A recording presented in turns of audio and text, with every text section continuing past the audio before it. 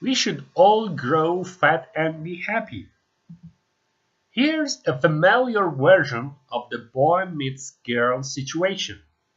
A young man has at last plucked up courage to invite a dazzling young lady out to dinner. She has accepted his invitation and he is overjoyed. He is determined to take her to the best restaurant in town, even if it means that he will have to live on memories and hopes during the month to come. When they get to the restaurant, he discovers that this ethereal creature is on a diet. She mustn't eat this and she mustn't drink that.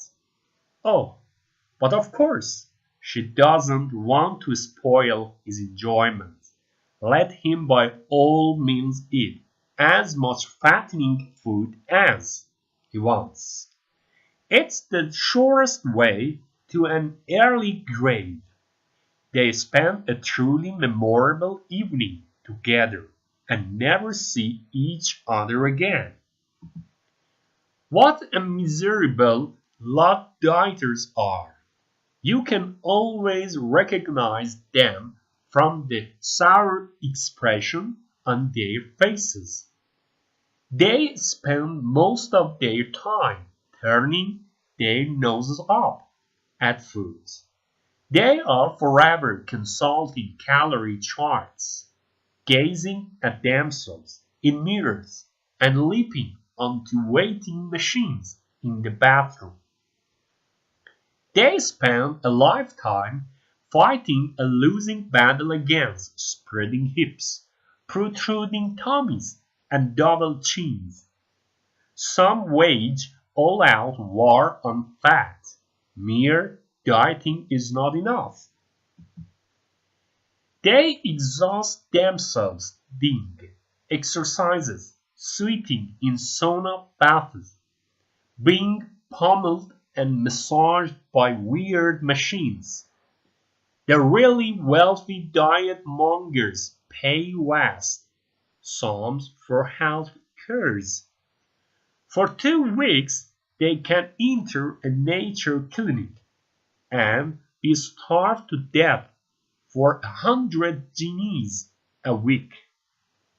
Don't think it's only the middle-aged who go in for these bands either. Many of these bright young things you see are suffering from chronic malnutrition.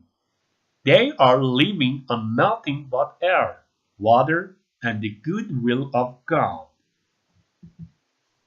Dieters undertake to starve themselves of their own free will, so why are they so miserable?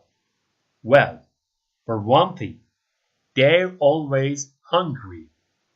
You can't be hungry and happy at the same time. All the horrible connections they eat instead of food leave them permanently dissatisfied. Wonder Food is a complete food. The advertisement says, just dissolve a teaspoonful in water. A complete food it may be, but not quite as complete as a juicy steak. And, of course, they're always miserable because they feel so guilty. Hunger just proves too much for them, and in the end, they lash out and devour 5 huge guilt-inducing cream cakes at a sitting. And who can blame them? At least 3 times a day they are exposed to temptation. What other torture! It is always watching others talking into pints of mouth-watering food while you munch a Wonder biscuit and sip unsweetened lemon juice. What's all this self-inflicted torture for? Saintly people deprive themselves of food to attain a state of grace. Unsaintly people do so to attain a state of misery. It will be a great day when all the dieters in the world abandon their slimming courses, when they hold out their plates and demand second helpings.